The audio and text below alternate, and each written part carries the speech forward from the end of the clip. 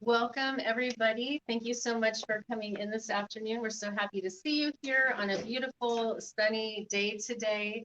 And we're super excited because we have a very special guest that we're introducing today, and he's going to be speaking for us.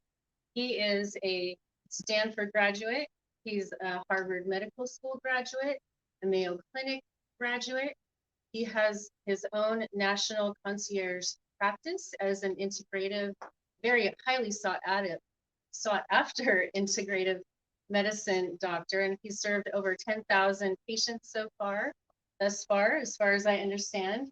And a little unknown fact to me that I just found out, he actually has a theater background. How cool is that? Little extra tidbit there. And we're very excited to hear his perspective on molecular hydrogen, oxidation, antioxidants, and brain health today. So without further ado, I am very happy to welcome Dr. Michael Turner. Well, hello everyone, live and in person. Glad to be here. I'll just spend a minute introducing myself, and then we'll jump right into today's topic. As you can see, we're going to talk about oxidation, antioxidants, and your brain in particular, right? So these are some common phrases. We hear the phrase oxidation or oxidative stress. We hear the phrase antioxidants. But my goal today is to really bring that concept home, perhaps in a way that has never been presented to you before, to help you understand it. And the more you understand it, the more you will value being healthy, and the more you'll value the antioxidants that you can get in your diet or through molecular hydrogen, as an example.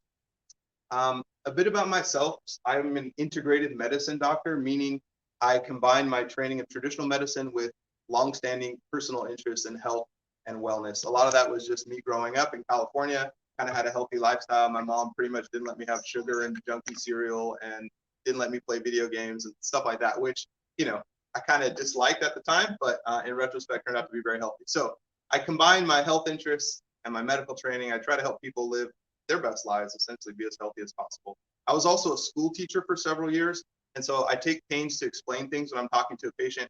A lot of what I'm trying to do is help them understand the situation in the same way that I understand it, because my thought is, if you could understand your problem like I do, then you would be as motivated and as capable of solving the problem. And so I'm trying to, explain things always in the best way. So this presentation, understanding oxidation, antioxidants in your brain, very much enjoyed putting it together. It kind of reminded me of being a school teacher all over again. So I'm looking forward to this. And also, I want it to be a little bit interactive, right? This is not going to be me just up here doing this for an hour or something like that. That's not fun. So I want you guys to get ready, because you're going to talk to each other, and I'm going to ask you guys questions, and we're going to take a break about halfway through to talk, field some questions, things like that. Okay. But the first thing is to get comfortable with a neighbor, at least close enough to talk, because I'm going to ask you some questions. You're going to have to talk to your neighbor and answer respectively. Okay. So warm up to do that, but we'll get right into it. So here's our first question. You got to talk with your neighbor. Why must you breathe to stay alive? Okay, find a neighbor. Let's do this. Sterling, go. Why must you breathe to stay alive?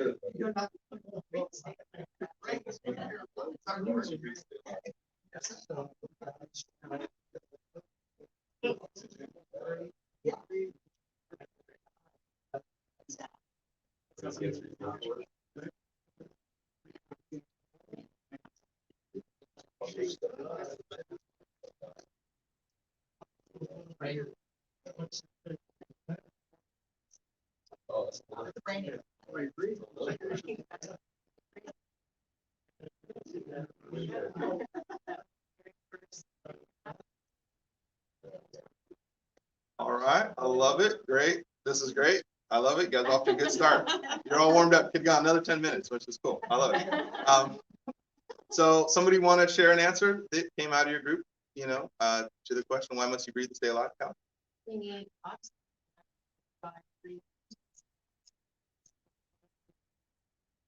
Sure, absolutely. All right. So in case that didn't pick up on the mic, she said we need oxygen to stay alive. The Bible talks about God breathing the breath of life into us. And clearly, yes, we need air. We need that oxygen on a moment by moment basis to stay alive. Exactly. So let's dive into that a little bit.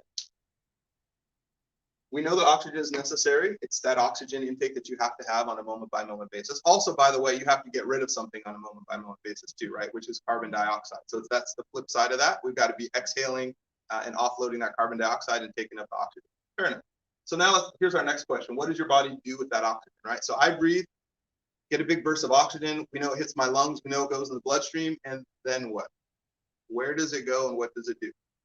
Okay, ask your neighbor. Talk it over for a little bit if you have any ideas.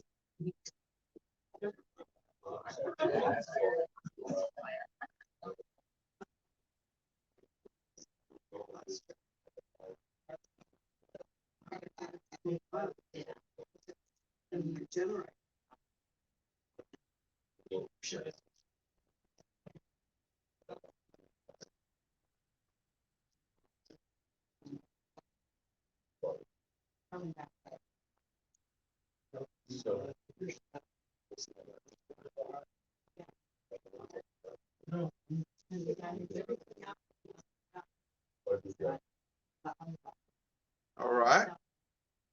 Good. I love it. I love it. All right. What does your body do with the oxygen? Key concept is this bonfire behind me, right? I picked this graphic for a reason. Okay. So there's a bonfire going on inside your cell. In fact, there's thousands of them. And these bonfires take place inside your cell in a little segregated area because, you know, a bonfire is potentially dangerous, right? It's got a lot of heat, it's got a lot of flames, a lot of action. So your cell walls off and has a special area where it stokes its bonfire to create energy for you. And it has thousands of these little areas, even in one cell, which that's pretty remarkable considering how small a cell is, right? Let's just ask the question, how small is a cell? Put it this way, one of the largest cells, is an egg, a woman's egg. It's so large that it's visible by the naked eye. You don't need a telescope to see it. Okay? An egg is the size of a period at the end of a sentence. We can see a period that's the size of an egg. Now, that's still kind of fairly small, right? And considering that that's one of the largest cells in the human body. So go down from there, we're talking things smaller than the size of a period. And within that cell, we're talking thousands of smaller little areas where the bonfires are happening. All right. The areas where the bonfires are happening are called the mitochondria. You've heard that phrase. All right, and we're going to talk about that a little further. So basically, what does your body do with the oxygen? Something along the lines of it uses it to create energy, right? That's the idea. That's sort of the gist of the answer. So what's happening in this picture? Let's look at this. Oxygen is violently reacting with the wood and destroying it. Fair enough? We have a release of energy. Huge amount of energy gets released. We have byproducts. We have embers. We have sparks. We have ashes, right? This isn't a perfectly clean process. There are sparks flying off of this thing. There are parts of it that aren't fully burned, you know, even when the fire's done. Right? And we also have danger here because we have delicate nearby structures, right? We've got this tree, you know, in the background. Let's start with that. This is actually a football pep rally at a college. Okay, so we probably got a dorm, you know, back there, and of course we have 1,000, you know, 18 and 19-year-olds, perhaps, you know, not in with a lot of alcohol on board, and who knows what else. So, you know, not always being cautious, but we got them ringed off here, try to keep them safe from this bonfire. So we've got potential danger around with some delicate structures and people. Okay. And then, of course, you're going to have fire extinguishers. You're going to have some basis for fire safety here, right? In case something sparks off, you know, an ember kind of flies, crackles, and pops and spreads out somewhere. You with me? Now, if you can understand everything we just mentioned in this bonfire, then you can understand oxidative stress. Okay? You can. So now you understand oxidative stress. Oxygen violently reacting with something to release energy. Okay? The something that oxygen violently reacts with is basically a molecule of carb or a molecule of fat. Those are the things your body burns for energy. Think of it like a log, right? Here comes the log of a carb molecule or the log of a fat molecule. Your body could burn proteins if it needed to, but it tries not to do that, right? Protein is just too important. It's part of your bones, part of your muscles. Obviously, it's essential for your skeletal structure. So unless you are literally starving to death, your body's not going to burn protein. But it will burn either a molecule of carb or a molecule of fat, all right?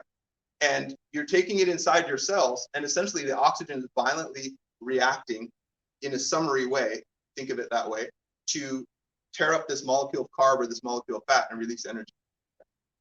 That is called oxidation. We have byproducts, the embers, the sparks, the ashes. What are these byproducts called? Free radicals. These things get loose. It's not a clean process, right? We have danger. We got delicate nearby structures in our cell. What are those? The cell membrane, the DNA, or certain enzymes. The cell membrane is the three-dimensional structure that defines the cell, right? You can think of it like, a huge three-dimensional bubble, right? There's an edge to your cell. What defines it? It's the cell membrane. And it's fluid. This thing's moving around and shifting, okay, kind of like this. Needless to say, if your cell membrane is damaged, it can possibly cave in and cause the collapse of the whole cell, right? If you have big holes opening up in your cell membrane, things are going to rush in there that don't belong. The pH will change, the osmotic pressure, et cetera, and your cell's not going to live long. So integrity of the cell membrane is vital. We also have DNA inside your cell. Those are the instructions for everything that the cell would need to do, right? So let's say your calf muscle cell, right? Your calf muscle cell needs to, let's say, create some new muscle fibers because you walked a lot yesterday and you tore some fibers in your calf muscle and you need to regenerate those, right? So how does it do that? It goes down into the inside of the cell where the instructions are to make any given part that the cell would need. And the instructions are the DNA. So it opens up the instructions and it looks and it scans those instructions and then it builds whatever it needs. Okay. And then it sends that thing out into circulation to do its job. And then it kind of like folds up the instruction book, AKA the DNA strand. It opens it up and then it folds it up, puts it away for safekeeping. The DNA, that's the master code. If you think of it like a computer system or something, that's your master code. You don't want errors accumulating in there, right? Because next time the cell opens that thing up to make something, it can't do it. There's an error. Or it makes something that's malformed. You with me? So the DNA is vital territory. You want it opened up and closed and kept for safekeeping. You don't want embers and sparks getting in there and chemically reacting and burning up your DNA or damaging it, essentially. You with me? So those are some of the key structures inside your cell that are dealt with. Okay, and then we have fire extinguishers, right? What are the fire extinguishers in the cell that try to keep this contained? Any ember sparks out, somebody rushes over, hits it with a fire extinguisher, keeps it from getting loose in the crowd, keeps it from lighting the tree on fire behind it, right? What's the cell using as a fire extinguisher when the process isn't perfectly clean, burning, and possibly dangerous? Correct. Those are your antioxidants. All right? Give a high five to your neighbor if you're on the right track. Good job. Exactly. Nice. Fist bump. All right. Love it. All right. Next. Good. Here's another example of oxidation in common experience. Rust. Okay. That is an example of oxidation. Oxygen in the air is violently reacting with the surface metal there and tearing it apart and doing that. Okay. I just grabbed this quote. This was from a construction materials science website. But anyway, it said, any material made with iron that is exposed to both oxygen and water will rust. Right? You guys know that? Any material made with iron that is exposed to both oxygen and water will rust. Right? Do we have anything made with iron in our body? Lots of it. Yep. Lots of our enzymes have iron as a part of them. Our red blood cells in particular have iron as a part of them, which is why if you lack iron, you get anemic, right? And the job of iron is to bind an oxygen molecule and carry it around. And so if you lack iron, you get anemic, you lack energy, you get fatigue. So we absolutely have iron in our bodies. It's essential. Women's prenatal vitamins have extra amounts of iron because it's so important for the developing baby, as an example. All right. So we've got iron in our bodies. Do we have oxygen in our bodies? Of course. Do we have water in there? Of course. So conceptually, on the inside, could we have rust happening? Correct. Yep. Unless we're doing something about it. Yes. Right. Not a great concept, obviously. All right. Here's another example of oxidation. Wrinkles or sunspots. Okay, that's a visible example of oxidation. Again, like a rusting concept, oxygen has broken down some of the integrity of the collagen fibers and some of the cells in the soft tissue. All right. And as that kind of starts to break down, you get sunspots or All right. Where and how exactly does oxygen create energy? Right? Now, I kind of hinted at this already. I said we got these couple thousand little segregated areas where our bonfire is going on. And so I kind of gave you the answer. That's the mitochondria. Okay, great. Go ahead. So where's the mitochondria? And yep, how many mitochondria are in a typical cell? Why don't you tell your neighbor if you want to guess? Let's say we did a calf muscle biopsy and we looked at that thing under a microscope and I stained it and I wanted to count how many mitochondria. How many mitochondria might I find in your calf muscle? 5, 10, a million? What number are we talking about? Tell your neighbor. Inside one cell, what's a typical number of mitochondria?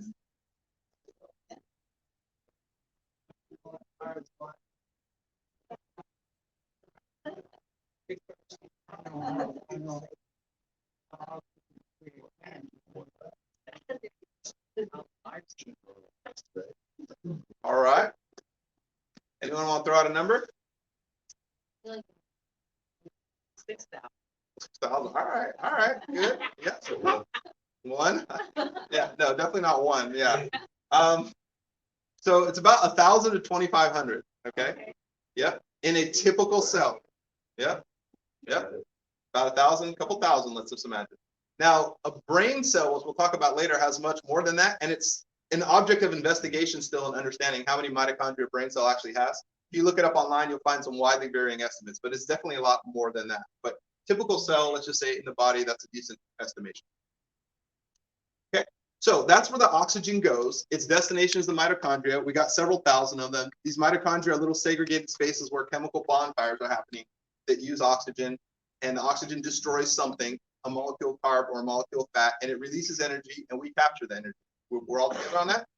Okay, let's just talk about how for a second. We're going to geek out a little bit and just zoom in, okay, like telescopic lens to actually inside the mitochondria, kind of in the sense of chemistry, if you're interested, to drill down a little bit on how the oxygen does that and what's happening. And that gets into this thing right here. Does anyone recognize this diagram at all? Okay, this is called the electron transport chain. This is a pretty famous concept in chemistry and biochemistry. This is essentially an outline of the chemical processes that allow you to be alive every second. Getting back to, we need oxygen every second to stay alive because of this right here. This is the zoomed in view on why we need oxygen every second to stay alive. What is the oxygen actually doing? I'll draw your attention to this part right here. This is where oxygen comes into this diagram, right here. And what happens is your molecule of carb or your molecule of fat, I'm going to switch to the other side of the picture now. Your molecule of carb or fat comes in this side. Okay? And some chemical reactions happen, and your molecule of carb or fat has the hydrogens torn off of it. Okay? And there's energy in that. There's energy stored as we strip the hydrogens off this molecule of carb or fat. Ultimately, we got the hydrogen molecule or atom at least, and we're carrying that thing around, and there's energy in there. So here comes this little guy right here, and he's donating a hydrogen. He's giving up his hydrogen. You can see some hydrogens floating around with me. So we've torn the hydrogens off the molecule carb or fat. We're kicking them into this little area here. And to be very precise, the atom of hydrogen has 1 proton and 1 electron. Just think of it like this. It's the simplest possible atom, right? We've torn this thing off of our food molecule. Now we got hydrogen sitting here. And then in this area right here, we separate them. We actually tear the proton and tear the electron apart. Okay? The proton goes up to this zone, and the electron stays right here. All right? Now, this electron then is bouncing around and flowing down and going somewhere. All right? You with me? Yeah. The hydrogen, the proton that got torn off of it, is also floating down and going somewhere. But I want to focus on that electron that got torn off because it's going down here and it's going somewhere, and that electron is ultimately combining with what? What do you see here? Oxygen, okay? A little oxygen molecule sitting there. Yep. So I want you to think of this like there's a stream that ran over its barriers on the side. We got a flood situation, okay? The stream is broken through, it's breached, and now we've got the brigade of people with sandbags showing up on the scene.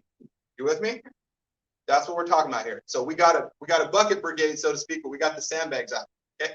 So On this side, we have a couple big, strong people taking the sandbags off the truck and then passing them along. The hydrogen kicks up here and this electron gets passed along, right? And we got 3 people. This is actually 3 people in this little sandbag brigade. So we pass this electron over here to this guy. Okay? And then we got a guy coming up with a wheelbarrow, right? That's the end destination. We got to throw the sandbag in the wheelbarrow. This guy scurries off and he goes and puts it up in the dike or wherever we need to shore up. You with me? Now, we got a brigade of sandbags getting passed down here.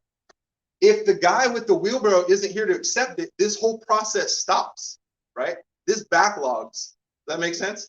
We can sit here, we can unload trucks till the cows come home. If there's nobody with a wheelbarrow at the end to go distribute and do anything, it's like the whole thing grinds to a halt. We're just sitting here. Oxygen is that wheelbarrow. It's the thing that comes along at the end to keep accepting what's getting pushed down the line here so the system can keep running. Okay? So that oxygen molecule comes right in here. It accepts the electrons that we give it. It whisks them off. More electrons flow down. Over here, we throw these electrons off to the oxygen, whisk them off, and we got the process running. If there's no oxygen, this whole thing grinds to a halt, and no more energy gets produced, and you would go unconscious, and then you would be brain dead in 5 minutes. So this is happening all the time in every cell, right? In thousands of locations. Think of it like being next to some high voltage wires at a power station, a transforming station, and you hear that hum. You ever heard that hum? Yeah. Right? It's like, it's this hum. I want you to think of this as like this hum. This is the hum of life. It's going on in all your cells all day, 24/7. If it ever stopped, you would die. It's just humming. You go to sleep, doesn't matter. Still got to hum. Got to get that energy out. I find that sleep nice. Pretty amazing, right? You know, let's just think of sleep apnea. What's that, right? Sleep apnea is all of a sudden, you know, I can't get enough oxygen in, usually because of the structure of my throat, right? And it's like, if I can't get enough oxygen, my brain will panic and I will startle and I will gasp or turn over or something. So even when you're unconscious asleep, your brain knows how to get oxygen and give commands to your body to keep the oxygen coming because we got to run this thing, no days off, no seconds off. You with me?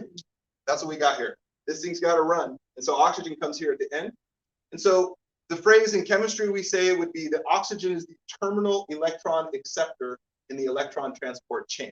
Okay, that's the precise, geeky, you know, zoomed in definition of why we need oxygen, because we need it to accept electrons at the end of this electron transport chain, or the whole little brigade stops and we're not getting energy creation.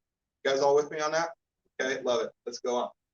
Let's zoom in just a little bit further on that, slightly, all right? Because here comes hydrogen. See that? Hello. So our oxygen molecule floats around to this side and is ready to accept some electrons that we're going to give it. Okay. Essentially what's happening is you breathe this in. This is how oxygen looks like when you breathe it in. You got 2 oxygen atoms glommed together to form molecular oxygen. This thing's floating around in your blood, gets delivered into the cell, floats down inside the cell, shows up on the scene, ready to do its job. And what ends up happening is, first of all, something kind of violent. You tear these 2 things apart. So now you have 2 unstable oxygen atoms sitting there. Why are we tearing them apart? Well, because ultimately we're going to recombine them with a hydrogen atom and we're going to get this, right? So just looking at the shapes of the little circles, you can see that this has got to get torn apart, this has got to get torn apart, and then we're recombining stuff. You with me? And as we do that, a bunch of energy shoots out of this process. That's the beauty of this. We're not just rearranging things at the same energy state. We're rearranging them with a big burst and release of energy as we do so. That release.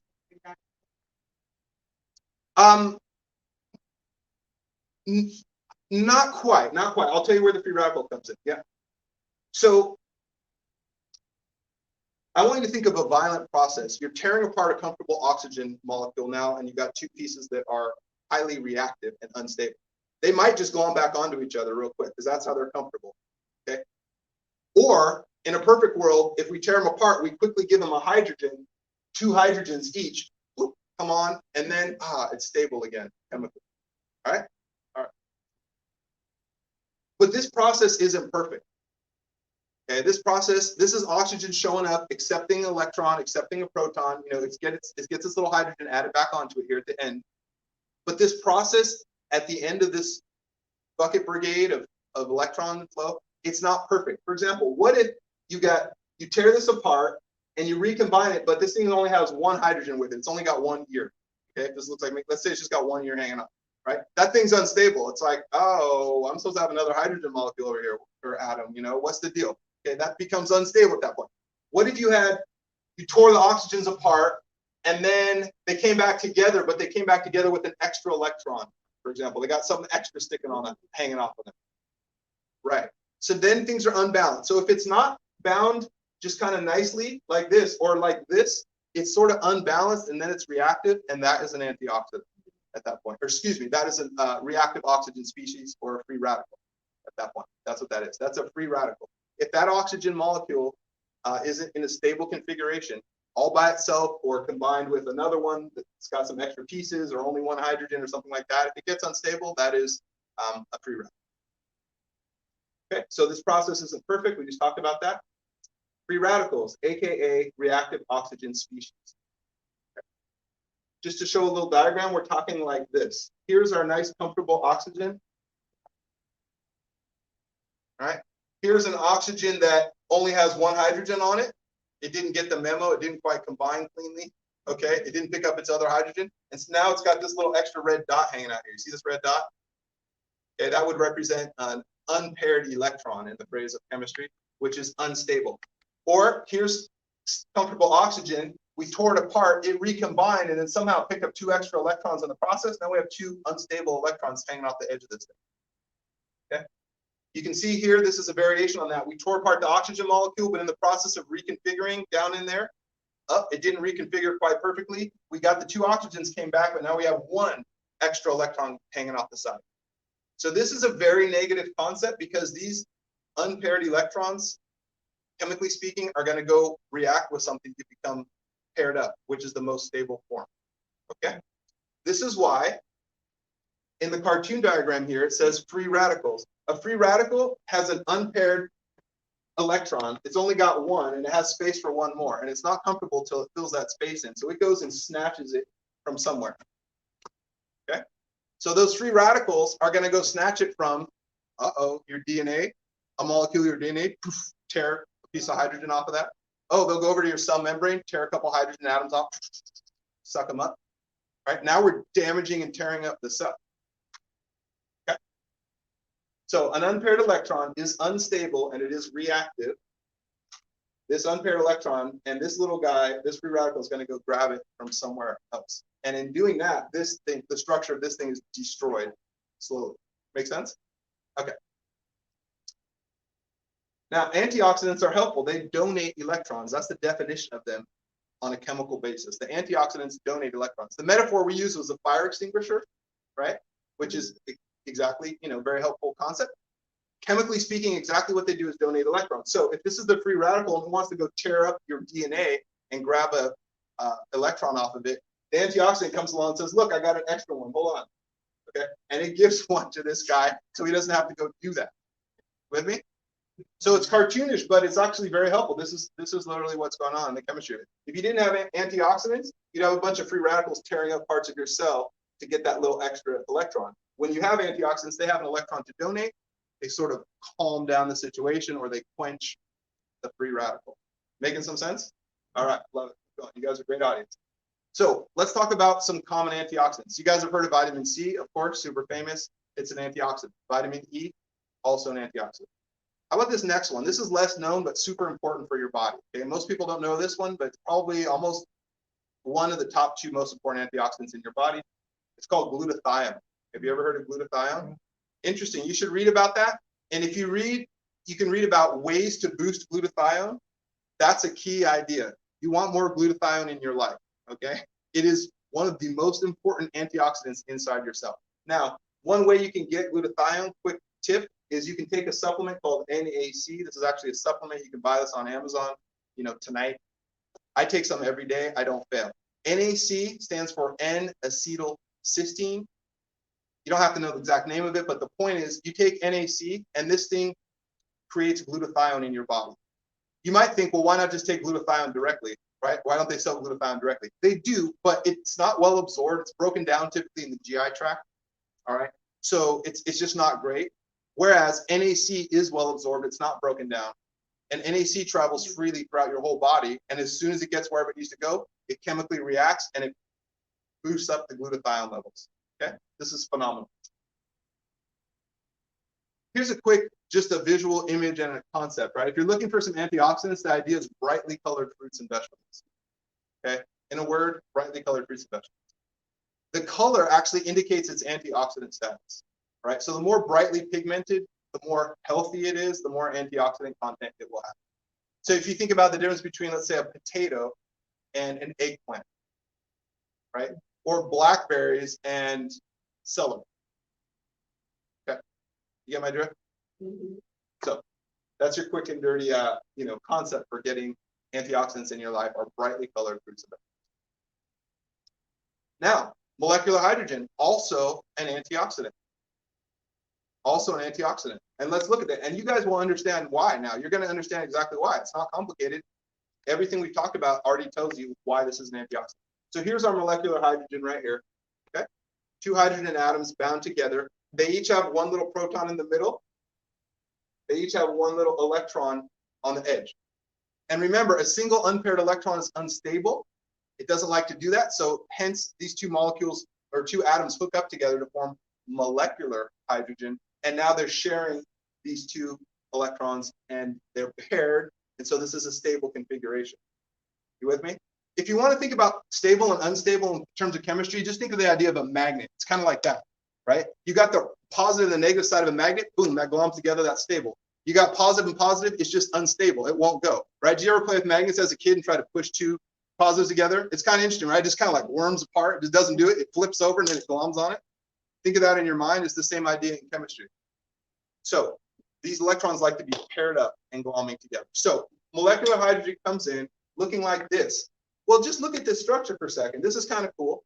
If a reactive oxygen species, aka a free radical, is missing an electron, you can see that if you broke this hydrogen molecule apart, it's got 1 to donate right here and 1 to donate right here. So this could potentially quench 2 free radicals. You with me? If you tear this molecular hydrogen apart, you've got this hydrogen atom that can come in here just like this and give up its electron to get in a stable configuration with this thing. Okay? So 1 molecular hydrogen, if we can manage to divide it up like that in our cells, which happens, now we have 2 hydrogen atoms sitting there, which if they can find the right free radical, they can glom onto that and calm it down. Bottom line, that's it. So that's how molecular hydrogen functions as an antioxidant. It breaks up into 2 atoms, and then each one has its 1 electron, and it goes and it looks, and any oxygen that's floating around that's got an unstable electron hanging off of it, it combines with it. And as it combines, it ends up creating water, essentially, in a perfect combination. As we saw, that's the ratio. All right, so there we go. That's how molecular hydrogen works as an antioxidant. Here's what's interesting. There are several articles about this, and I'm fairly new to the idea of molecular hydrogen as an antioxidant, probably within the last 4 or 5 months. It wasn't really on my radar screen before. I was traditionally, knowledgeable about vitamin C, vitamin E, glutathione, fruits and veggies, all that stuff. But molecular hydrogen turns out has a strong scientific basis and understanding for why it is an antioxidant. As an example, I looked this up quickly on Google, not hard to find. Molecular hydrogen, a therapeutic antioxidant and beyond. Okay. Here's a quote. The therapeutic effect of molecular hydrogen, H2, has been demonstrated in the central nervous system, the cardiovascular system, the lung, the kidney, the liver, the pancreas, skin, remember we talked about skin, eyes, bones, and reproductive system. Okay, that's pretty striking. So molecular hydrogen can effectively work as an antioxidant and get into all those systems and do its little antioxidant protecting job. Okay, pretty striking. Let's stop there for a second and take any questions, all right? Or this is like our one big break here in the presentation.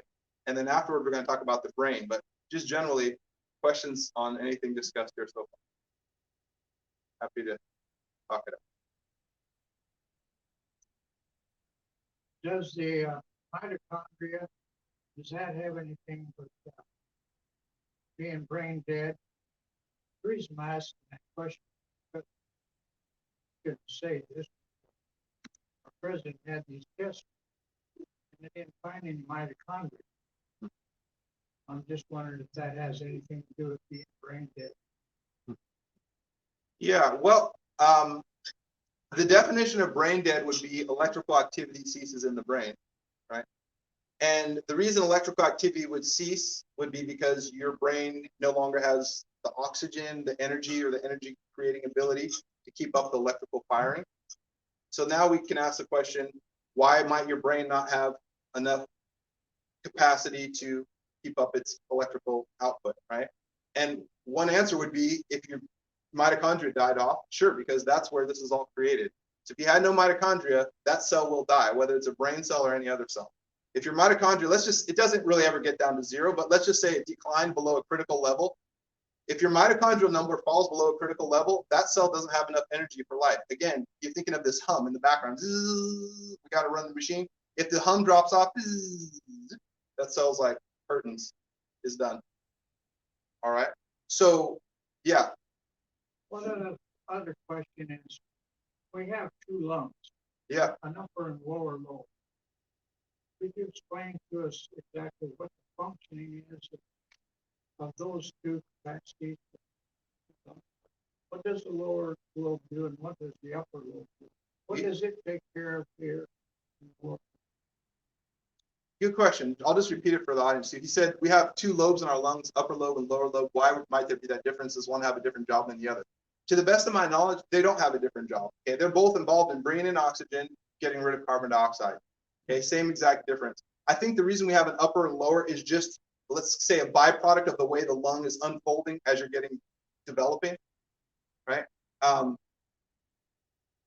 It's almost like as your feet are developing, 5 toes pop out, right? The toes don't necessarily have a bunch of different functions. Their job is to stabilize you and, be there and give you some sensation. But in the way that you're developing three-dimensionally, boom, 5 of them pop out. Well, in the way that your lung's developing, boom, we got a couple lobes. But they're essentially doing the same thing, okay, to the best of my knowledge. I'm not a pulmonary doctor exactly, so maybe there's more sophisticated answer out there, but that's always what I've. Yeah. Okay, lovely. Well, let's carry on then. Let's talk about the brain in particular, okay? Great question. We're going to zone in on the brain here. So why is the brain vulnerable? Why is the brain vulnerable? It's pretty vulnerable. Okay, why is it vulnerable? I want to talk about that. Concept of brain death, for example, right? Your brain's vulnerable. First concept is that it has high energy demands with possibly millions of mitochondria. Okay, millions versus 1,000 to 2,500, as I said before. It's possible the brain's got up to millions. Again, as I was reading through the science on it, it seemed a little bit of an ongoing question. So it's not well established, but it's possible it's cranked all the way up to millions. So your brain is vulnerable because it has really high energy demands. If it doesn't get its high energy demands, cells start powering down. Okay. Let's understand the brain a little bit. I want to give you an image and a metaphor that will help you understand the brain, probably a little different than you ever thought about it before. Most people think about it in a way that's not exactly accurate. So I want to give you a really accurate way to think about it. First of all, let's understand that it's 200 billion interconnected cells. Everybody say 200 billion. All right. How many people on Earth, roughly? About 700. Yeah. Right, like 7-8 billion, I think, the current population of Earth, if I'm not mistaken. Okay, so that's 200 billion. So I mean, if you think of every single human being on Earth being a nerve cell, that would get you to maybe 7 or 8. This is beyond that. This is times 10. That gets you to 80. Still beyond that, double that. Now we're at 160, almost there. Okay, so a lot of nerve cells in there. They're all connected. They're connecting up. And they're alive. Everybody say alive. This is the key idea that most people, they kind of intuitively know this, but they don't really grasp what that means. That's a very powerful concept. Most people, if I ask you what's your brain like, they think of a computer and they think of a chip in there, right? This chip's got prongs and it's got a circuit board and this other thing's got prongs and the electricity flies around And this little prong talks to this thing, and it's just like circuit boards stuck in there. You with me? That's not correct. That's not great. Because your brain, these cells, these 200 billion nerves are alive. They grow, they move, they die. They sprout new little pieces of themselves. They're in action. Okay, so a better image would be like octopus. I want you to think of an octopus. An octopus is sitting there. It's got tentacles, maybe 8, 9, 10 tentacles, and that thing's moving around, right? That octopus is reaching out, touching its environment. I want you to think about an octopus laid on top of an octopus with another octopus next to it. And it's just like one big gigantic pile of octopi sitting all near proximity to each other. Those are the nerves in your brain. These things reach out, they're touching. They're holding on to other nerves, or they're letting them go. Okay? To further illustrate that idea, let me give you 2 examples. Let's say you meet someone for the first time. You see their face, and then they tell you their name. Hi, my name is John. This is an oversimplification, but bear with me, all right? Let's say you have one nerve whose job is to remember the face. So you've got the image that's kind of downloaded to this one nerve right here. You with me? And then you've got the name, John, downloaded to this other nerve over here, because that's an auditory stimulus, which is different than a visual stimulus. You with me? So now we got one visual nerve talking to one auditory nerve to remember that when you see this guy's face, that his name is John. You with me? Now, what happens if you walk away, you come back and you see John's face and you forget? It's like you're blanking on that name. What happened? Well, you got told and the cells briefly made a connection, but that connection didn't get reinforced. And so bloop, the little octopus reached out for a second, and then they popped their little tentacles off and they're back isolated. So now you see his face, you're like, what's his name? Right? Because this thing's not connected up, right? Or you hear his voice, he's like, hi, this is John. And you're like, what's he look like? Right? Because the image and his name, that word, are not connected up in your brain. How do we strengthen a connection between these nerves in our brain? How do we strengthen it? How do we get this one octopus to reach out and touch this other one and to hold on tight? There are different answers to that question, but the main one is repetition. Repetition. So this is why if you meet someone and then you repeat their name a few times, John, you close your eyes, imagine what they look like. Okay, his name is John, da, da, da, da, right? You repeat it a few times, or you see him every weekend, at church or at the country club or somewhere, repeatedly, the checker at Yolks, whatever it is, right? If you see this repeatedly, all of a sudden, this octopus is talking to this one enough, they're connecting enough, they decide to just reach out and hold on to each other pretty strong. There's more connection that gets made. You with me? Yeah. So that repetition strengthens the connection between nerves. But this is a key idea. Your cells are alive in your brain. They're always remodeling. You got to tell them what to do. It's like use it or lose it, right? If you don't use that name and that face that you met, boom, that little octopus is like, we got better things to do. We don't need to remember this guy's name. Boop, it reaches off and it's looking for something else to do. Okay? I'll use another example. If you learn a new word in a foreign language, it's the same idea, right?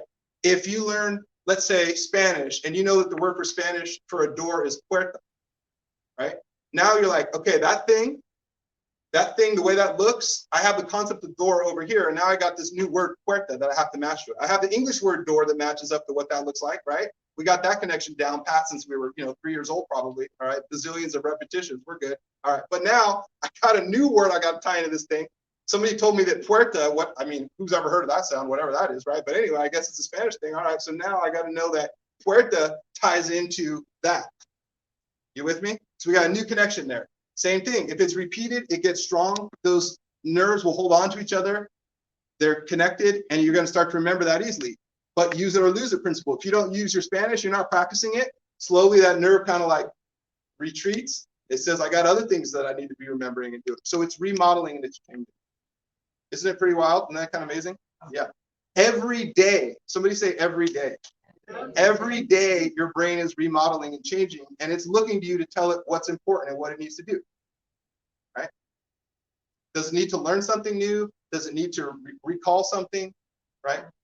Or you just, vegging out watching tube, and your brain's basically got nothing to do. It's like popping off little octopuses left and right. It's like, we're not doing anything, we're passive. In fact, you use less brain when you watch TV than when you're asleep. You know that? It's the absolute most passive thing you could possibly do in your life is watch tube. Your brain is less active even than when you're asleep. All right. Heard people say in the past, that's why they call it TV program. It could be. All right. So let's talk about the connection between those nerves. I talked about it like a little octopus limb reaching out, right? And we got a connection point, right? When we look at the nerves, here's what it kind of looks like. Have you heard the word nerve ending? That's kind of what I'm talking about. This is a nerve ending. So here comes one little octopus sucker from one nerve. Here's the other one. We got a nerve ending. And then we have a little bit of communication, actually a lot of communication flowing back and forth between them. That's that connection point. Yeah, this nerve is talking to this one right here through little chemical messengers called neurotransmitters. Everybody say neurotransmitters. Great. So you've heard of neurotransmitters. They transmit signals between the nerves. They're talking to each other there. And these are things like dopamine. Have you heard of that? Serotonin. Okay. Norepinephrine. Okay. These things, these are neurotransmitters. It's one means of the cell communicating to this one and therefore staying connected, right? All right, you guys are with me? Awesome. This is kind of what it looks like on a big scale. Zoom in, you can see the neurotransmitters sending signals from one cell to the other. All right. Let's talk about how vulnerable your brain is. We mentioned it has a high energy demand, therefore it's very vulnerable. For example, lack of oxygen for 1 minute equals unconscious, right? Think about that. You can go without food for 30, 40 days, something like that. You could go without water for maybe a week, 2 weeks. You could go without sleep for maybe a week, 2 weeks. Did you know if you just lack sleep consistently, you will die? You can kill someone by keeping them up all night. It's actually psychological torture that has been used at times in warfare. Okay, they basically play loud music and do things and just don't allow the enemies to sleep. The first thing that happens is you go crazy, you become psychotic, you start hearing and seeing things that don't exist, and then your body will just shut down.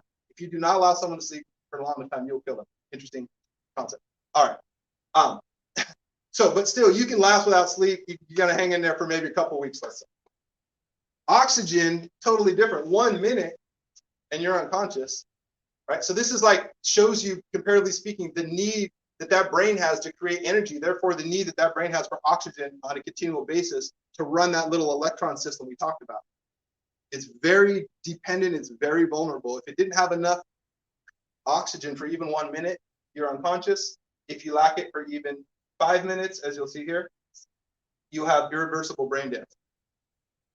Right? Think about someone falling through the ice, some kid, right? If he's down and he's out for longer than 5 minutes, brain cells are dying, going offline, they don't come back. Okay? So that's how vulnerable your brain is. Again, think of the idea of sleep. If you're asleep, your brain still knows how to get enough oxygen by startling you awake, right? And sort of like saving itself, SOS signal. Okay? It knows how to keep the oxygen flowing. So, do you see the problem? We got a little bit of a problem here. We've got high energy needs in the brain, right? 200 billion cells talking to each other all the time, sending out little chemical signals, communicating, chattering, making new connections, making new friends, right? Therefore, you must have a high utilization of oxygen doing its job that we talked about earlier. Therefore, you end up, unfortunately, with a high degree of oxidative stress, right? You end up with a lot of free radicals that get formed because, again, that chemical recombination with the oxygen and the hydrogen isn't perfect. Sometimes we end up with little lonely electrons sitting out there, and they're going to start grabbing other structures to get stable. So if you have high energy, you're going to have high oxygen, but you're also therefore going to have a high degree of oxidative stress. So the brain arguably has the greatest oxidative stress anywhere in the body for this reason.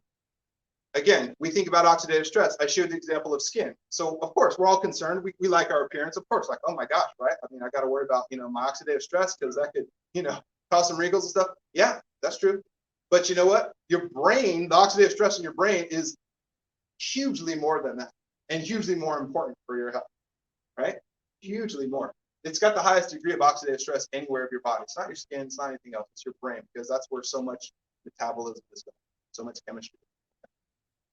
And there's one further problem, okay? Dun, dun, dun, dun. Something called the blood-brain barrier. Raise your hand if you've heard of the blood-brain barrier. Okay, a little bit, all right. So this is interesting. You might think that, let's say you eat something, okay? and it obviously gets digested, gets absorbed into your bloodstream. It's floating down your bloodstream, heading to your brain. You might think that it can just get offloaded out of circulation and easily float into your brain. Okay, it makes sense. Turns out it can't because of the blood-brain barrier. You have a very strong barrier between your circulation system and your brain. It's like the Great Wall of China, let's just say metaphorically, very strong, impregnable, okay, built to keep things out for the most part.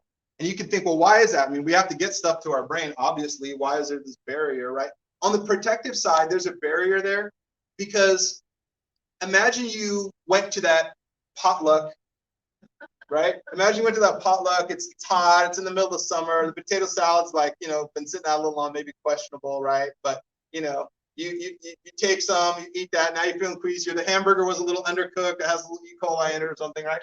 Now you're queasy. So now there's something toxic that got absorbed into your GI tract, got absorbed into your bloodstream. Now we have something toxic floating around through our body. Do we want it easily to just float up into our brain as well? No. Negative. So the blood-brain barrier is there to protect us. It is selective. It's trying to keep things out that are potentially harmful to the brain while letting things in that are necessary, right? Obviously, things are necessary. If we, for example, eat something and we turn it into blood sugar, our brain runs on blood sugar.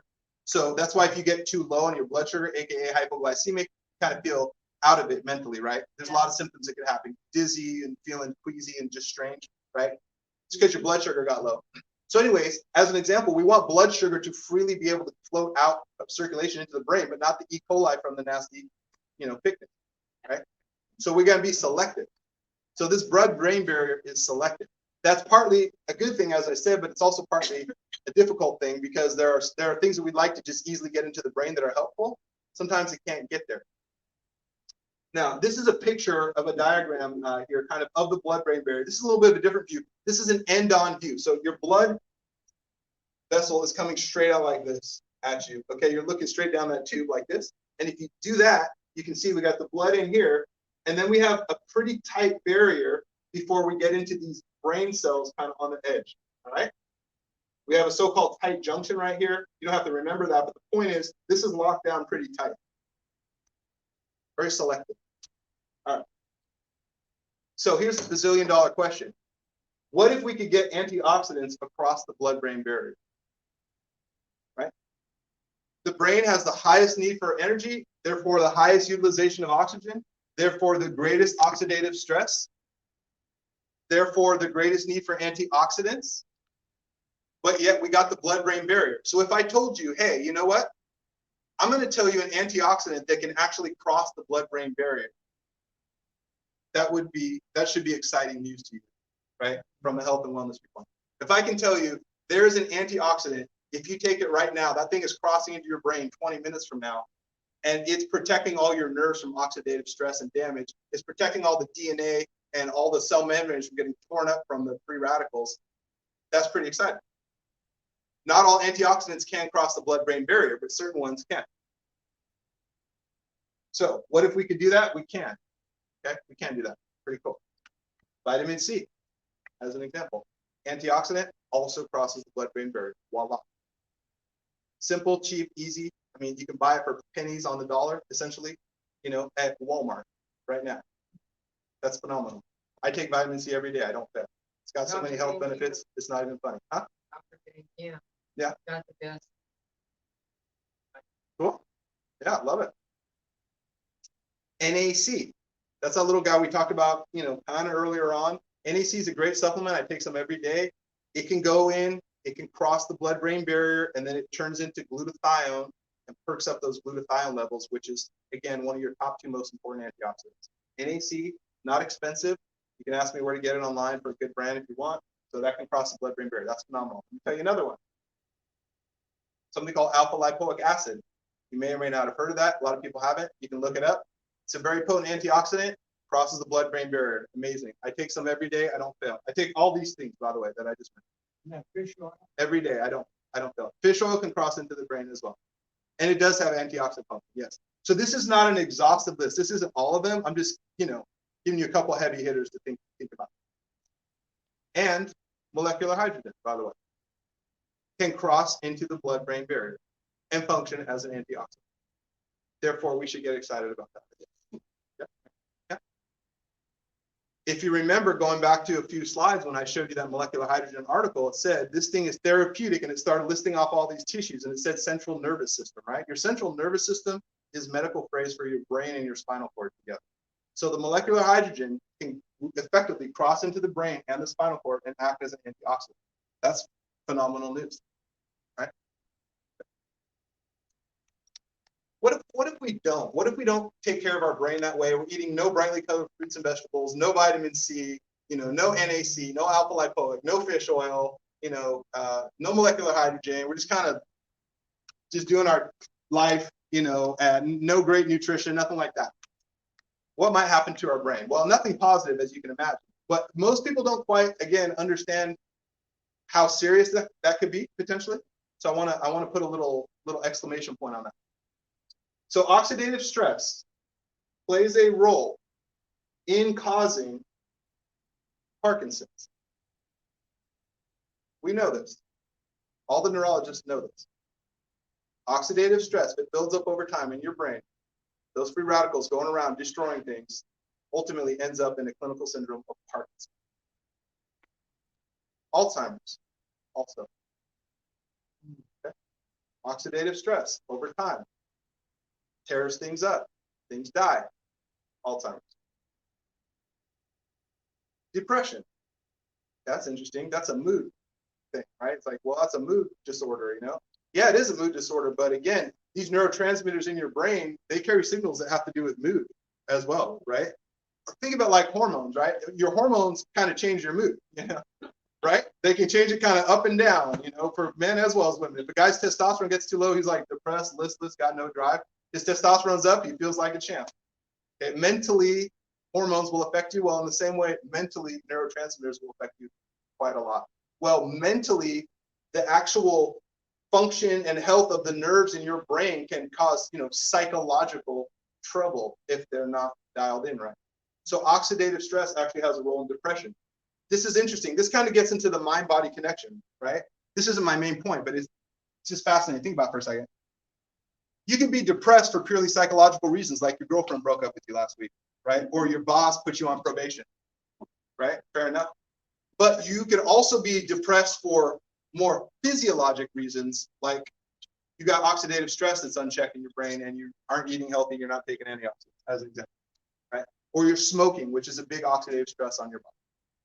Okay. Schizophrenia. Very striking, right? Again, most of us think of schizophrenia. We're like, yeah, we know that's genetic, kind of runs in families. Oh boy, well, we know that oxidative stress plays a role in causing this. Yep. Right. Let's look at a normal brain and look at an Alzheimer's brain. Pretty obvious to see the difference. What? All right. The Alzheimer's brain is essentially shrunken down. There's been atrophy, is the word that we would use. Yeah. Volume loss. Mm-hmm.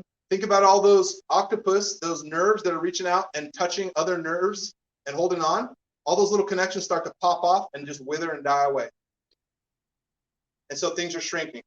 And so this is why someone who has Alzheimer's, all of a sudden you show up and they can't remember your name, because your face and your name, that little connection that was there for 10, 20, 30 years, this cell is dying off. It popped off, and these cells aren't talking to each other anymore, so they don't remember your name. They don't remember where they put their keys, right?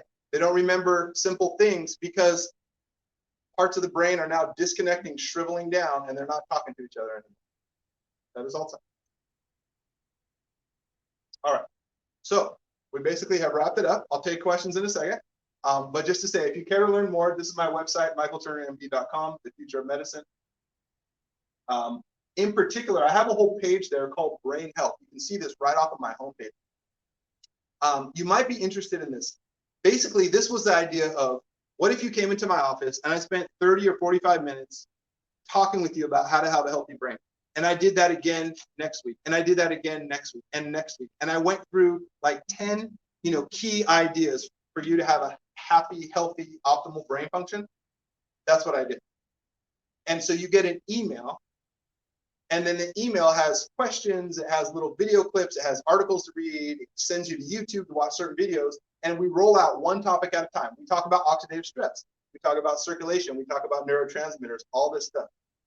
Okay, and I did that partly because I love to teach, but also because it's such a relevant topic. And I would have so many patients come to me and say, "Oh man, so and so had Alzheimer's in my family. I'm kind of concerned about that, or I feel like I'm forgetting things, or I had a concussion, or I had COVID and I had brain fog." All these reasons why people are concerned about the brain. And I was saying the same thing over and over again, but also not having time enough to really get into it like I wanted to.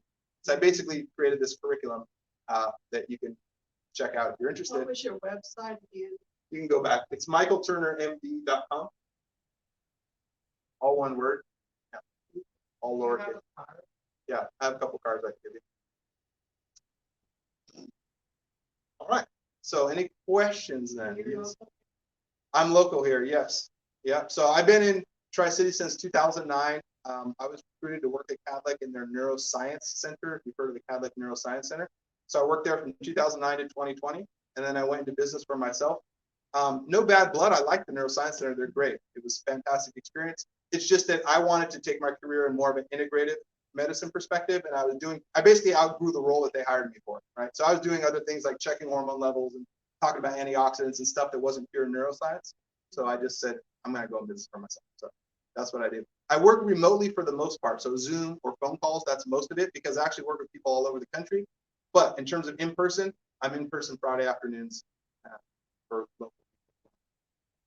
Sit down in person, talk about that. Any questions? Further questions, please. I don't know the guy's name, but not long ago, the football player fell on, he passed out, and then supposedly had 8 or 9 minutes of no oxygen to the brain, but now is walking around fine. Is that even possible? I can't remember his name. DeMar Hamlin? Yeah. Okay. Thank you. Right. Well, so a couple things. So you can be knocked out, unconscious, but still getting oxygen. Yeah. All right.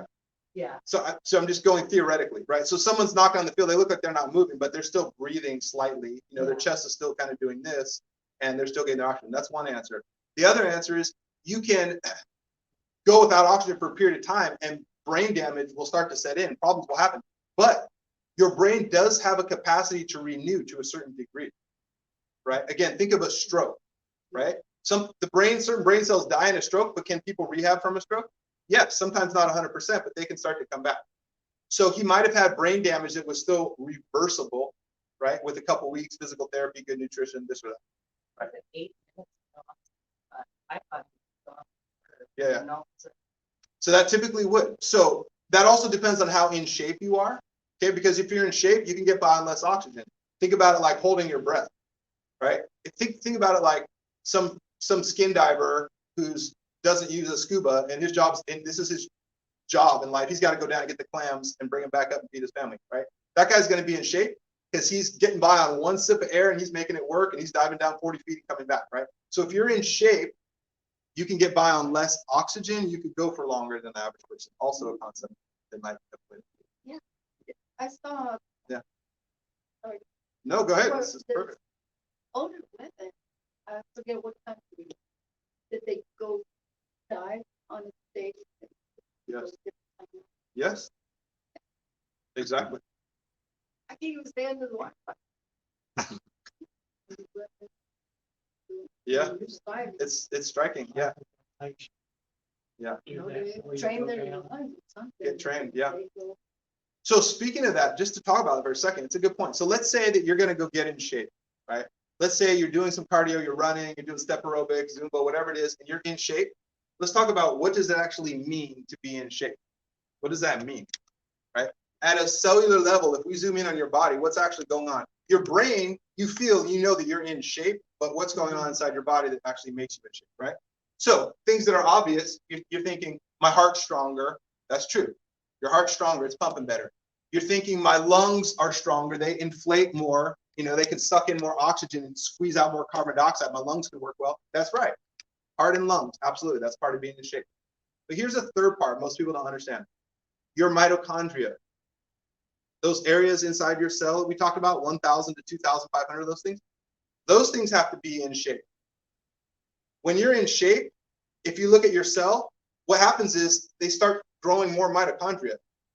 So a sedentary person, if I did a biopsy of your calf muscle cell, again, you're not really doing anything, you're sitting around and watching a lot of tube.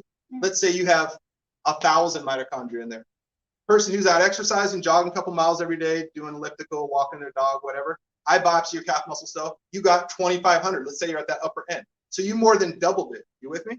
So part of being shaped actually means that your cell starts sprouting and growing new mitochondria, doubling them, maybe tripling them, which is cool. And furthermore, each mitochondrion starts functioning more efficiently, right? Each bonfire starts burning at a higher rate, putting out more energy, burning up more carb, burning up more fat.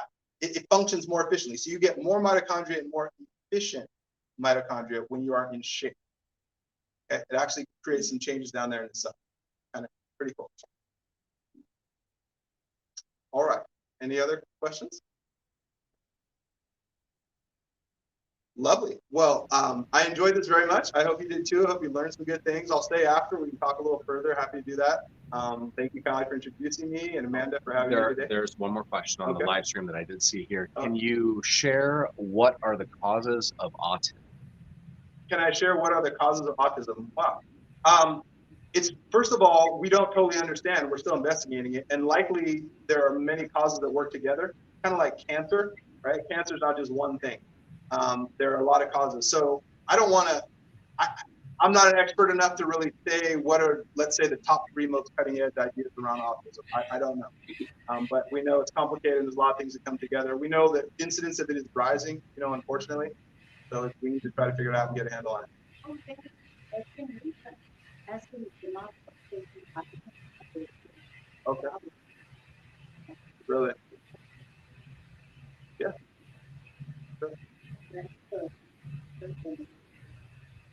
Yeah. That's tough. Go ahead. No, you. On the vitamin C and all that. Yeah. How many milligrams? Great. So just for general health and wellness, 500 of vitamin C twice a day is great. Yeah. Twice a day, right. 500 is about the most you can absorb, kind of at once. Otherwise, you're just getting waste of it in your urine. Your cells can't take it up too much. So 500 is about the most at one point in time. If you are just generally living life, okay? If you are exercising hard, that's different. If you're sick, that's different. Your vitamin D will go up. If you're in the hospital, absolutely, your vitamin, or C, rather, your vitamin C is shooting through the roof, okay? But just living your regular life, 500 milligrams twice a day will get you, what you need. You can go on with life. And then, my baby doctor was saying that you can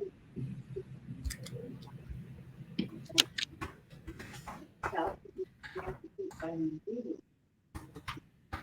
Sure. So there's a question about rejuvenating your bones and calcium and vitamin D. Yes. So to have good bone health, you need a bunch of things coming together. Your vitamin D level, very important. Calcium and magnesium, very important. You need certain trace minerals in there too.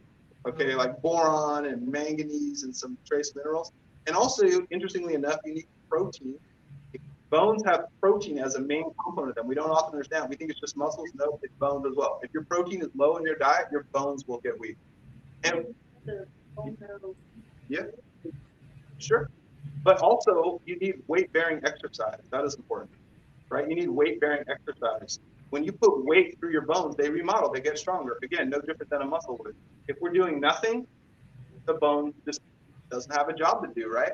And it just kind of starts to wither. Think about the astronauts who go into space, right? It's a big problem. There's no gravity, so their muscles don't have a job to do. Their muscles start to atrophy. Their bones don't have a job to do. They get weak bones, right? So the whole, and in fact, most of the astronauts, at least initially, I don't know if this has changed, but when they come back and they pull them off, they have to like carry them back off the space shuttle. I don't know if you've seen this. They can't walk, right? They're escorted like they're, like this, barely on their feet. You have to carry them off.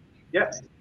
Because the body starts to down cycle so much, with no emphasis of gravity. So think about that. If you're living a very sedentary life, you're sort of halfway in the astronaut world where things are just getting weak and, shriveling down. And so your bones need that stimulation of weight-bearing exercise. That's the idea. That is lifting weights, for example, or, something upright, weight-bearing, a little step aerobics class, Zumba, at least walking, jogging, something like that. Sitting on a stationary bike, that's not weight-bearing. Okay, swimming, it's awesome, but it's not weight-bearing either. So for bones, we need some weight bearing exercise. Doctor, how about collagen? They have a big thing. Collagen. Collagen is a question about collagen.